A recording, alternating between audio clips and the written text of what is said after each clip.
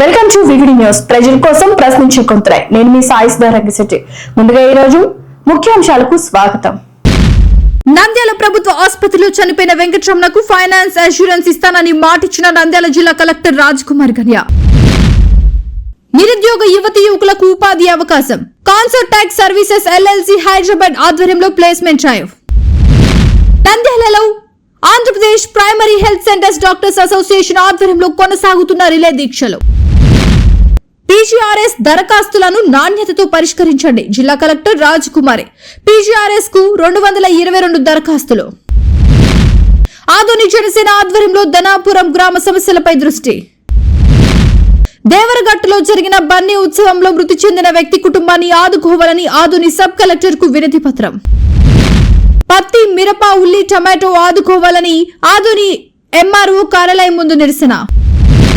ఇటీవల అనారోగ్యంతో మరణించిన ముస్లిం సోదరుని కుటుంబానికి కంబాల చేయూత. ఇక డీటెయిల్స్ చూస్తే, కొలిమిగుంట మండలం చెన్నంపల్లి గ్రామానికి చెందిన రమణ గత 4 రోజుల క్రితం కాలుకు దెబ్బ తగిలిందని నంద్యాల గవర్నమెంట్ హాస్పిటల్లో జాయిన్ కావడం జరిగింది. కాలు కొద్దిగా ఇన్ఫెక్షన్ అయిందని, కాలుకు ఒక చిన్న ఆపరేషన్ చేయాలని గవర్నమెంట్ లో ఉన్న డాక్టర్స్ చెప్పడం జరిగింది. ఇదే నేపథ్యంలో ఈ రోజు ఉదయం 6 గంటలకి ఆపరేషన్ చేస్తామని పేషెంట్ రమణకు ఒక నర్స్ ఇంజెక్షన్ వేయడం జరిగింది. ఇంజెక్షన్ చేసిన కొద్దిసేపటికి రమణ మరణించడం జరిగింది. నంద్యాల ప్రభుత్వ ఆసుపత్రిలో చనిపోయిన వెంకటరమణకు ఫైనాన్స్ అష్యూరెన్స్ ఇస్తానని మాటిచ్చిన నంద్యాల జిల్లా కలెక్టర్ రాజ్ కుమార్ కనియా. బాగా చీమ్ పట్టింది, అది ఇట్లా పాదం పట్టుకుంటే చీమ్ బయటకు వచ్చేది అని వాళ్ళ హెచ్ఓడి గారు అని చెప్తున్నారు. దానికి ఆపరేషన్ అవసరం అవుతుంది అని చెప్పి ఆ చీమ్ తగ్గితే గానీ ఆపరేషన్ చేసేదానికి కాదనమాట. అందుకని ఆ రోజు నుంచే 29వ తేదీ నుంచే యాంటీబయాటిక్స్ స్టార్ట్ చేశారు. యాంటీబయాటిక్ సెఫ్ట్రాక్సోన్ అనేది ఒకటి, ప్యాంటాప్ అనేది ఒకటి, 2 ఇంజెక్షన్లు 29వ తేదీ స్టార్ట్ చేశారు. ఇంతవరకు గానీ అదే ఇంజెక్షన్లు ఇస్తూ ఉన్నారు. అంటే చీమ్ తగ్గాలి, ఇన్ఫెక్షన్ తగ్గితే ఇక్కడ మనది హాస్పిటల్ సప్లై అండి, హాస్పిటల్ సప్లై. ఈ సెఫ్ట్రాక్సోన్ అనే యాంటీబయాటిక్ ఆల్మోస్ట్ 80 to 90% అందరి పేషెంట్లకు కానీ వాడుతూనే ఉంటాము. దాదాపు 100లో ఇంజెక్షన్లు పేషెంట్లకు అందరికి కూడా ఇస్తూనే ఉంటాము. ఎవరికి కానీ రియాక్షన్ ఇంతవరకు రాలేదు ఇక్కడైతే కనుక. సో ఈ రోజుకి వాళ్ళు నిన్నటి నుంచే ప్రిపేర్ చేసుకున్నారు ఆపరేషన్ థియేటర్కి తీసుకోవాలని. అందుకని ప్రిపేర్ అయిపోయినాడు పేషెంట్ కూడా. పొద్దున మళ్ళీ యాంటీబయాటిక్, ఒక Pantop injection, ceftriaxone and Pantop 2 ఇంజెక్షన్లు ఇచ్చారు. ఇచ్చిన వెంటనే పేషెంట్ కొలాప్స్ అయ్యారనమాట. కొలాప్స్ అయితే వీళ్ళేమి అపోహపడుతున్నారంటే ఆ ఇంజెక్షన్ వల్లే అని. నిజంగా ఆ ఇంజెక్షన్ వల్లే అయితే 8 రోజులు ఉండదండి. అదే అవును, అది కొలాప్స్ అయినాడు. ఆ కొలాప్స్ అయ్యి చనిపోవడం అంటే వెంటనే మెడికల్ గా కామన్ కాజ్ వచ్చి హార్ట్ అటాక్ వచ్చి హార్ట్ అరెస్ట్ అయిపోతుంది, గుండె అరెస్ట్ అయిపోతుంది. ఇంకా బ్లడ్ సప్లై లేకపోతే డెత్ అయిపోతారు. సడన్ గా డెత్ వచ్చేది వన్ అండ్ ఓన్లీ కాజ్ వచ్చి హార్ట్ అటాకే. ఎందుకంటే ఆయనలో రిస్క్ ఫ్యాక్టర్ కూడా ఉంది. కాన్స్టెంట్ క్రానిక్ చైన్ స్మోకర్ అని వాళ్ళకి కానీ తెలుసు. అది పేషెంట్ ఆడ వార్డులో గాని ఇక్కడ తాగకూడదు అని చెప్పినా గాని తాగేవాడంట. ఆడ చుట్టూ ఉన్న పేషెంట్లు వాళ్ళందరికి కానీ తెలుసు స్మోక్ చేసేది. బాత్రూమ్ లో గానీ పోయి తాగేసేవాడంట. ఈ రిస్క్ ఫ్యాక్టర్ ఒకటి ఉంది ఆయన దగ్గర.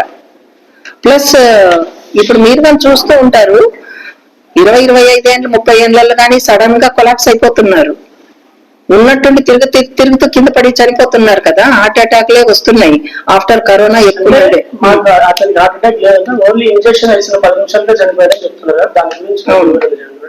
అంతకుముందు హార్ట్ అటాక్ అనేది లేకపోయిండొచ్చు. అంటే ఊరికే హార్ట్ బర్న్ లాగా ఉంటది వాళ్ళకి.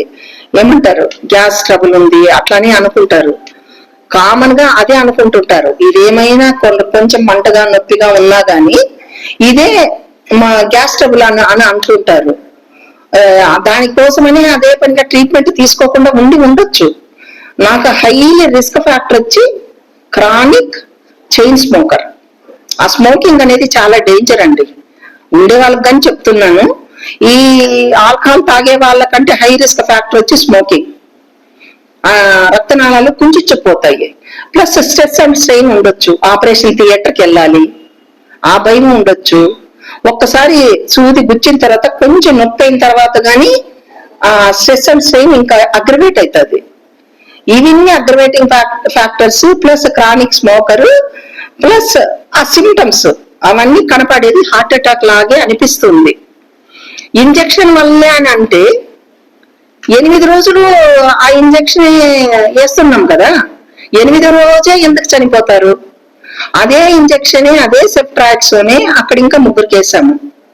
ఈ 4 ఆయన లాస్ట్ ఆయన ఈయనకేనంట సిస్టర్ వేసింది. ఆ 3 బాగున్నారు కదా. ఆ డ్రగ్ ప్రాబ్లమే అయితే దాంతోనే ఆ 3కి కానీ ప్రాబ్లం అయ్యి వాళ్ళకి కానీ ఏదో ఒకటి అయ్యి ఉండాలి కదా. అందుకని ఇది యాక్సిడెంటల్ గా మా టైం బాగాలేదు, హాస్పిటల్ టైం బాగాలేదు, యాక్సిడెంటల్ గా కోయిన్సైడ్ అవుతుంది. అలాగా హార్ట్ అటాక్ ఇంజెక్షన్ 2 కలిసి వచ్చాయి కాబట్టి వాళ్ళు కొంచెం గొడవ చేయాల్సి వచ్చింది. అదే వాళ్ళు కూడా మెయిన్ ఏంటంటే నార్మల్ డెత్ అయినా కూడా 1 గంట అయినా కూడా ఎవరు రెస్పాన్స్ కాలేదు, ఎవరు రాలేదు, డాక్టర్స్ మాకు ఏం ఎక్స్ప్లెయిన్ చేయలేదని వాళ్ళు ప్రధాన ఆరోపణ. మీరు కూడా యాక్చువల్లీ 8 o'clock పోలీస్ డిపార్ట్మెంట్ కూడా దిగింది హాస్పిటల్లో. కొన్ని వరకు కూడా మీరు కూడా హాస్పిటల్లో ఉన్నాను నాకు తెలియదు అని కూడా చెప్తున్నారు. అంటే వార్డ్ బేస్డ్ హాస్పిటల్లో ఏ విధంగా ఆ విషయం చెప్తా. నైట్ డ్యూటీ డాక్టర్ ప్లస్ ఇంకొక అబ్బాయి అసిస్టెంట్ ప్రొఫెసర్. ఆ అబ్బాయి 5 ఏళ్ళు సర్వీస్ ఉండే అబ్బాయి, చిన్నోడేం కాదు, ఔసజ్యం కాదు. వాళ్ళిద్దరు కూడా చూస్తున్నారు, వాళ్ళకి చెప్పారు కూడా అక్కడే. అది డెత్ అయింది 7:45కి. వాళ్ళనేది 6 గంటలకు అంటున్నారు, 7:45కి 7:30 అని రాశారా కేస్ షీట్ లో. ఇప్పుడు ఆ డాక్టర్ చూసిన డాక్టర్ డెత్ డిక్లేర్ చేసిన అబ్బాయి ఉన్నాడు కదా, 7:30 అని అన్నాడు. అప్పుడు డెత్ అయ్యింది అది. వాళ్ళు చూస్తున్నారు. ప్లస్ వీళ్ళు ఇంకా చెప్పాలంటే వీళ్ళు ప్రొఫెసర్ హెచ్ఓడినో వీళ్ళు వచ్చారు. వస్తే ఆ పోలీస్ ఎస్ఐ ఎవరున్నారు, ఎస్ఐ వాళ్ళు ఉన్నారంట.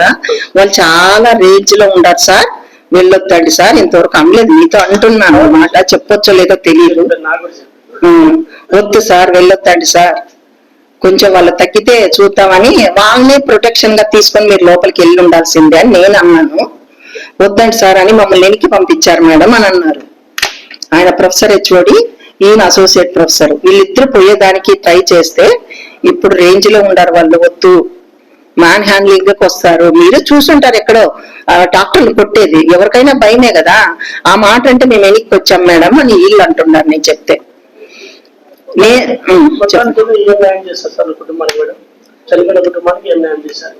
కలెక్టర్ మేడంతో మాట్లాడాము. మేడం గాని బిజీలో ఉన్నారు. నేను తప్పకుండా వాళ్ళకి హెల్ప్ చేస్తానమ్మా, నేను డిఎంఎల్హెచ్ఓ తహసీల్దార్ని పంపిస్తున్నాను, వాళ్ళు ఏదో ఒకటి డీల్ చేస్తారు, వాళ్ళు పంపించేసేయండి ముందు, నేను తప్పకుండా న్యాయం చేస్తాను, నేను మాట తప్పను అని డిఎంఎల్హెచ్ఓ గారికి కానీ ఇదే మాట చెప్పారు మేడం. ఎంత చేస్తారు ఏం చేస్తారు అనేది అయితే మనం వివరాలు అడగలేం కదా అని అది హామీ ఇస్తూ చెప్పాం. మరి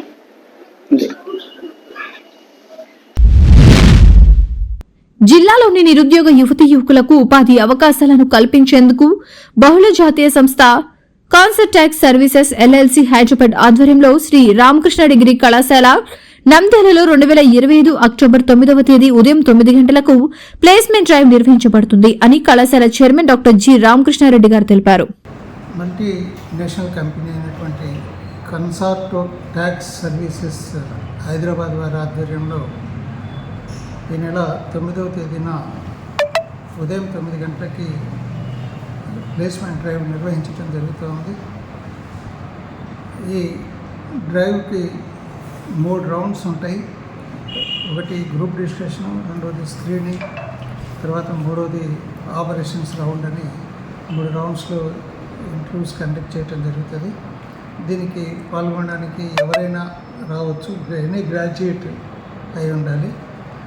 తర్వాత వీళ్ళకి శాలరీ కూడా 1,70,000 పర్ యానం నుంచి దానికి తోడుగా incentives, dinner and snacks facilities కూడా వాళ్ళు ఇవ్వటం జరుగుతుంది. ఈ drive Shri Vivekananda auditorium, Srinivas Nagar, Ramakrishna degree కళాశాల నందు జరుగుతుందనే విషయాన్ని గమనించాలి. ఉత్సాహవంతులైనటువంటి నిరుద్యోగ యువతీ యువకులంతా కూడా ఈ కార్యక్రమానికి హాజరై దీన్ని సక్రమంగా వినియోగించుకోవాల్సిందిగా కోరుతున్నాం. దీంట్లో పాల్గొనడానికి BBA, BCA, BSc, BCom computer, BTech అర్హత కలిగిన వాళ్ళంతా కూడా దీంట్లో పాల్గొనవచ్చు. 9వ తేదీన ఉదయం 9 గంటలకి హాజరై మీరు ఈ డ్రైవ్ని సక్రమంగా వినియోగించుకోవాల్సిందిగా కోరుతున్నాను. నంద్యాల జిల్లా నిరుద్యోగ యువతీ యువకులకు శుభవార్త.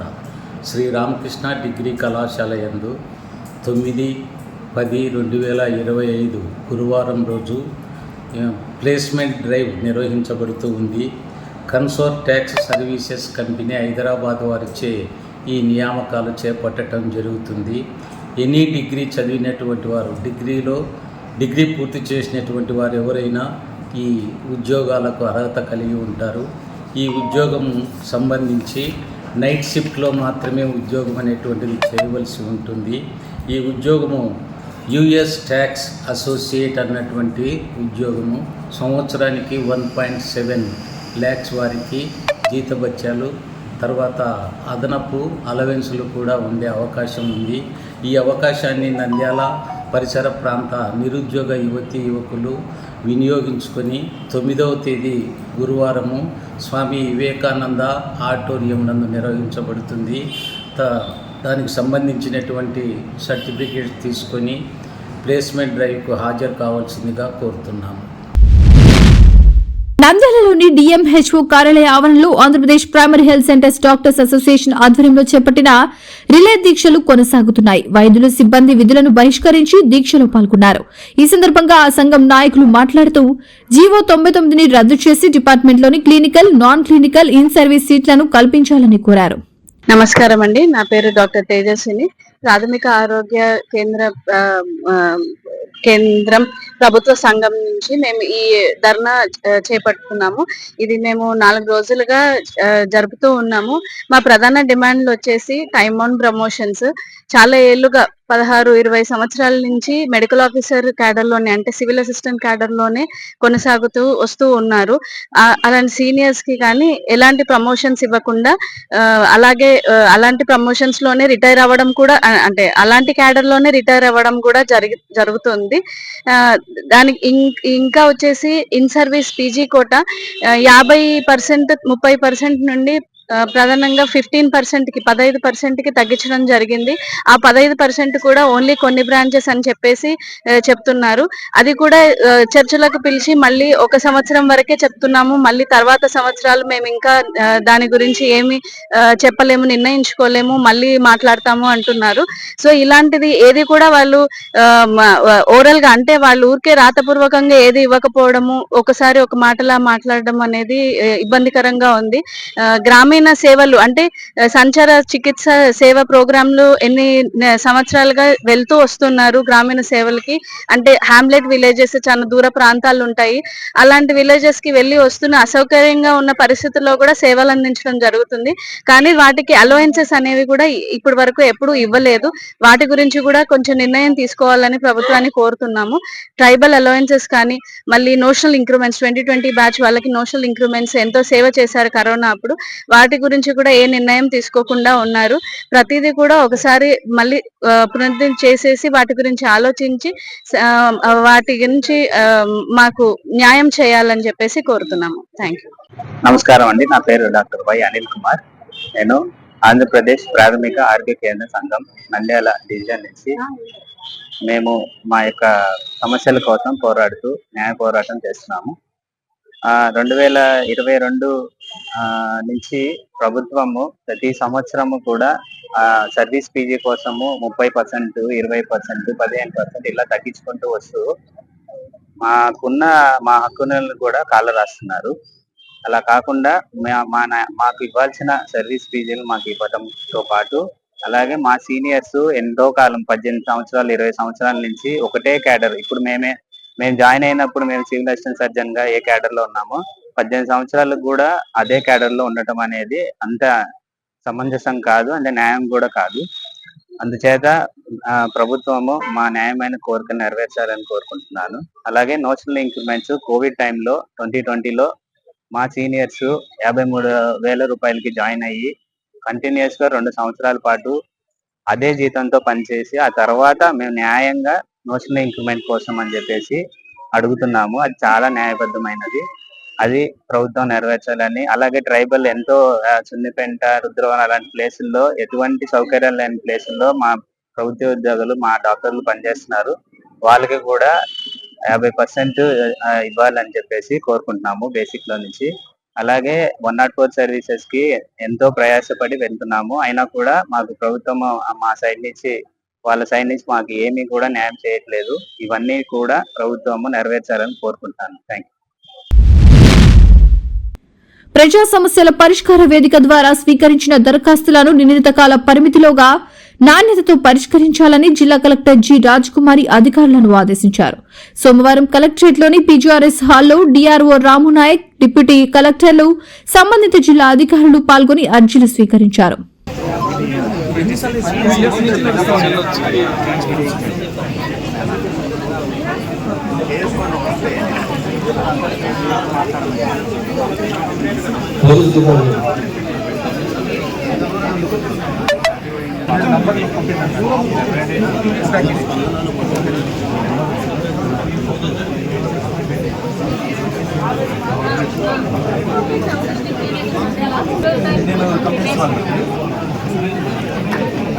నేను ప్రెస్కి ఇచ్చాను అనుకోండి, question will be arrange by collector it self. Just you have given today it self. You have to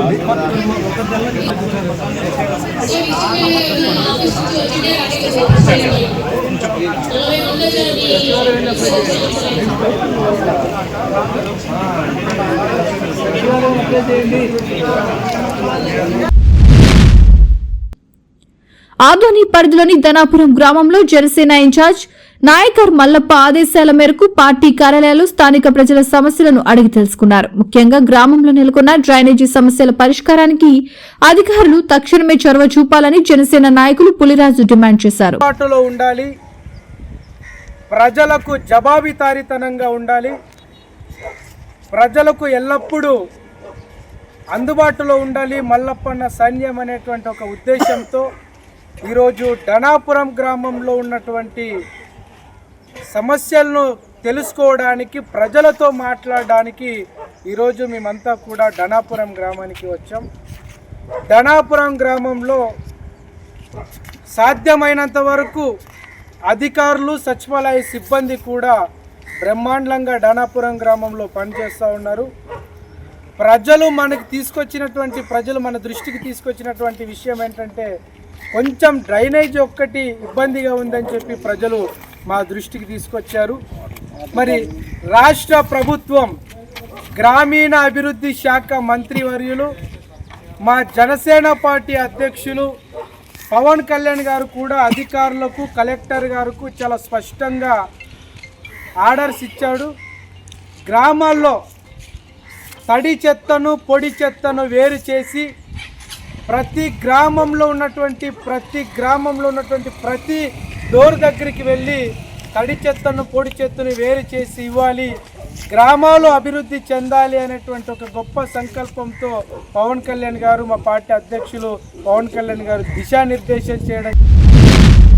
Kurnool జిల్లా దేవరగట్టలో జరిగిన బన్నీ ఉత్సవంలో జరిగిన తొక్కిసలాట కారణంగా ఆదోనికి చెందిన చిన్న ఆంజనేయులు అనే వ్యక్తి దుర్మరణం పాలయ్యారు.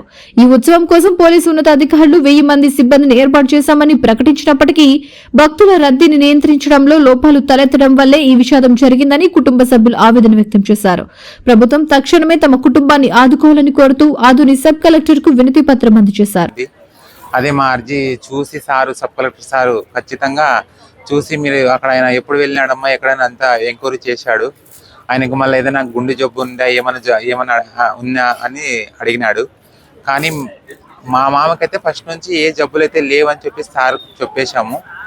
మళ్ళా సార్ వాళ్ళు అది బాడీకి పోస్ట్ మార్టం లేకున్నట్ల వాళ్ళైతే పక్కగా వాళ్ళకి తెలుకున్నట్లు ఎట్లా చెప్పినారో అర్థం కావడం లేదు. అదే దృష్టి తీసుకొని మొత్తం మేము సబ్ కలెక్టర్ సార్కి ఈరోజు చెప్పడం జరిగింది. సార్ కూడా వాళ్ళకి చాలా బీద వాళ్ళు సార్, వాళ్ళకి అదే ఆయన వికలాంగుడైనా ఒక్కరోజు పనికి పోకుంటే మళ్ళీ నెక్స్ట్ రోజు వాళ్ళకి తినేకుని ఉండదు, అట్లాంటి బీదా పరిస్థితి అని చెప్పేసి సార్కి అందరూ చెప్పడం జరిగింది. అలాగే వాళ్ళకి సొంత ఇల్లు కూడా లేదు. ఒక 3 సంవత్సరాల నుంచి ఇట్లా వర్షాలు చాలా ఉండడం వల్ల అప్పుడు ఇల్లు పడిపోయినంత కొట్టం పడిపోయినప్పుడు మళ్ళా తీసుకొని వచ్చి ఇప్పుడు మా ఇంట్లోనే పెట్టుకున్నాను ప్రెజెంట్ అయితే. ఇప్పుడు వారికి వాళ్ళకి ఉండేకి ఇల్లు లేదు. 2 కూతుర్లు, 1 కొడుకు పిల్లోడు చాలా చిన్న వయసు పిల్లోడు. ఆ పిల్లోడు కానీ భార్య అనారోగ్యంగా మొన్న ఆపరేషన్ చేయించుకొని గొంతుకి అది చాలా, ఆమె కూడా చాలా ఏం కష్టం చేసుకోలేకున్నంత బీద పరిస్థితి. అంతా తీసుకొని వెళ్ళి సార్కి, సబ్ కలెక్టర్ సార్కి మేము ఈ దృష్టి అంతా తీసుకొని వెళ్ళి చెప్పాము. ఖచ్చితంగా మేము ఎంక్వైరీ చేసి మీకు ఖచ్చితంగా న్యాయం చేస్తామమ్మా, ఖచ్చితంగా గవర్నమెంట్ నుంచి మేము చేస్తామని చెప్పినాడు. సార్కి అయితే చెప్పాము. అదే అలాగే మళ్ళీ ఇంకొక చిన్న విశేషం ఏమంటే, మేము పోలీస్ డిపార్ట్మెంట్ అయితేనేమి, ఇంకొకరు అయితేనేమి, ఆ ఊరు ఆ టెంపుల్ సంబంధించిన వ్యక్తులు అయితేనేమి, మేము 800 మంది 1000 మంది డిపార్ట్మెంట్ పెట్టి మేము కంట్రోల్ చేస్తామని చెప్తా ఉన్నారు. మాకు ఎప్పుడు గలాట్లేదు, కొట్లాట్లేదు, ఏ ఇబ్బంది లేదని చెప్తా ఉన్నారు. మళ్ళా ఇలాగ ఇప్పుడు అమాయక చూసే కానీ పోయిన వ్యక్తుల మీద ఇలాగా తొక్కుట్లాడుతులో కర్రలతో దెబ్బలు తగ్గడి చనిపోతా ఉన్నారు. వాళ్ళ కుటుంబాలు రోడ్లు పడిపోయినవి. ఇప్పుడు మళ్ళీ వాళ్ళ మంచి చెడులు ఎవరు చేయాలని చెప్పేసి మీకు అడుగుతా ఉన్నాను. అలాగే డిపార్ట్మెంట్ కానీ అక్కడ వెళ్ళే టెంపుల్ సంబంధించిన పెద్దవాళ్ళు కానీ అందరు కానీ ఇలాంటి జరుపుకోకున్నట్ల ఆడ కంట్రోల్గా చేసి కర్రలు కానీ ఏదైనా పెద్ద కంచిలాగా కట్టించి కానీ ఎక్కడ ఎన్ని ఊర్లు 4-5 మంది ఊర్లే అంటున్నారు కదా, అన్ని ఊర్లలో పక్క నుంచి వచ్చిన వాళ్ళు పక్కన ఉండండి, ఈ ఊరుకు సంబంధించిన వాళ్ళు ఈ ఊర్లోన అది సాంప్రదాయంగా చేసుకుంటారని చెప్పేసి ఆ విధంగా చేసుకుంటే ఇట్లాంటి సమస్యలు జరుగు అని చెప్పేసి మళ్ళీ మీకు గుర్తు చేస్తా ఉన్నాను. ఇప్పుడు ఒక సామాన్య వ్యక్తులు చనిపోయి వాళ్ళ కుటుంబాలు రోడ్లు పడిపోయినాయి. మళ్ళీ గవర్నమెంట్ గుర్తించి వాళ్ళకి సహాయం చేయాలని చెప్పేసి కోరుతా ఉన్నాను. నా పేరు మల్లిక ఆదోని. సిపిఐ నాయకులు రైతు సంఘం ఆధ్వర్యంలో రైతులు ఆదోని ఎంఆర్ఓ కార్యాలయం ముందు భారీ నిరసన తెలిపారు. దెబ్బతిన్న పత్తి, మిరప, ఉల్లి, టొమాటో మొక్కలతో తమ ఆవేదనను తెలియజేశారు. అకాల వర్షాల వల్ల రైతులు తీవ్రంగా నష్టపోయారని, కొందరు ఆత్మహత్యలకు పాల్పడుతున్నారని నాయకులు పేర్కొన్నారు.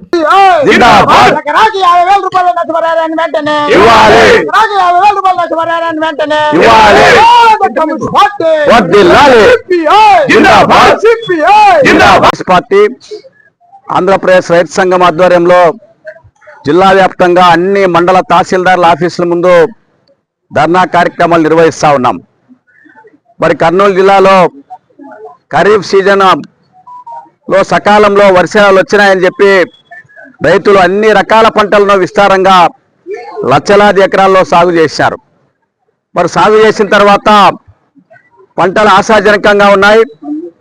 ఏదైనా అప్పులు కట్టుకోవచ్చు, పిల్లలను చదివించుకోవచ్చు అని చెప్పి ఎంతో ఆశతో ఎదురు చూసినటువంటి జిల్లా రైతాంగానికి మరి ఆగస్టు, సెప్టెంబర్ మాసాలు 2 నెలల కాలంలో ఎడతెరిపి లేకుండా అధిక వర్షాలు కురిసిన కారణంగా వేసిన ప్రధాన పంటలన్నీ మరి భూమిలోనే పూర్తిగా తగ్గిపోయి భూమిలోనే కుళ్ళిపోవడం జరిగింది. ఈ సందర్భంగా రైతాంగం వేలాది రూపాయలు బ్యాంకుల్లోన, ప్రైవేటు వడ్డీ వ్యాపారస్తుల దగ్గర అప్పులు తీసుకొచ్చి పెట్టుబడులు పెట్టారో ఈరోజు పెట్టుబడి కూడా చేతికి రాని పరిస్థితి. మరి కొద్ది ముందుగానే అరకొరగా ఉల్లి, టమోటా పంటలు వచ్చినా ఏమాత్రం గిట్టుబాటు ధర, మద్దతు ధర లేదు. మద్దతు ధర లేని కారణంగా రైతులు మార్కెట్కి పోతే కొనేవాడు లేడు. దాని కారణంగా అక్కడే పారబోసి వస్తా ఉన్నారు.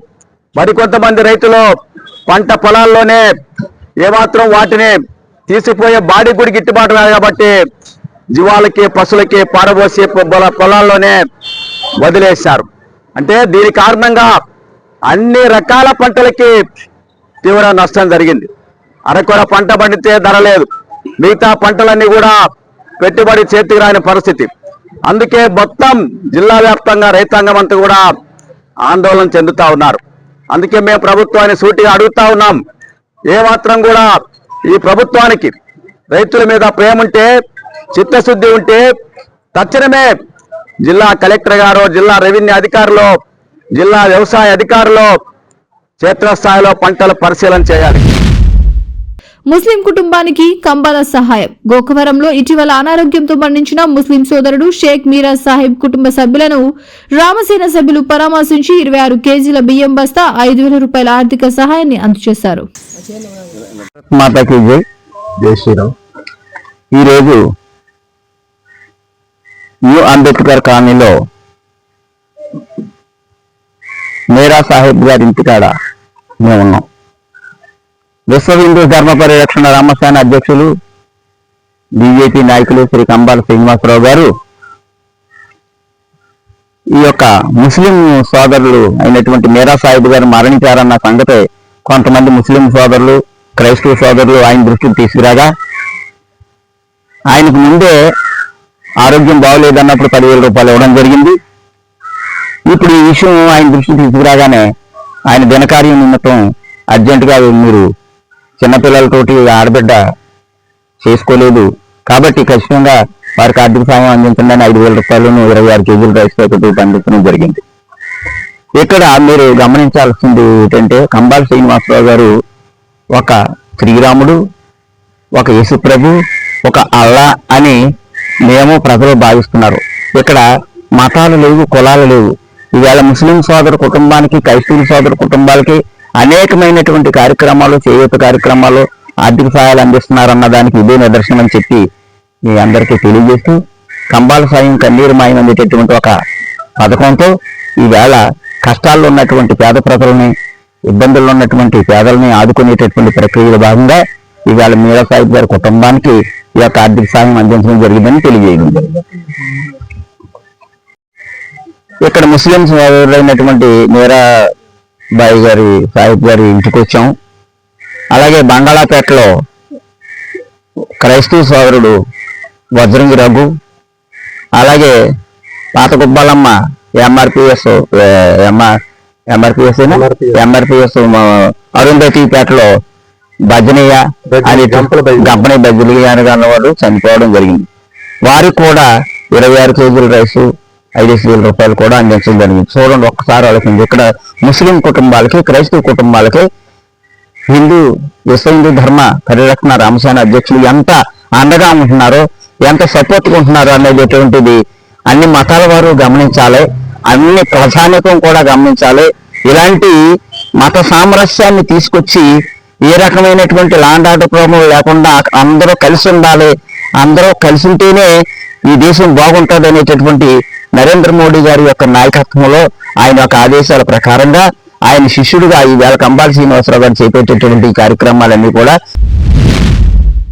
చూశారు కదా. ఇవి వాటి ముఖ్యాంశాలు. మరిన్ని ముఖ్యాంశాలతో మళ్ళీ కలుద్దాం. అంతవరకు చూస్తూనే ఉండండి వివిడి న్యూస్. ప్రజల కోసం ప్రశ్నించే గొంతునాయి.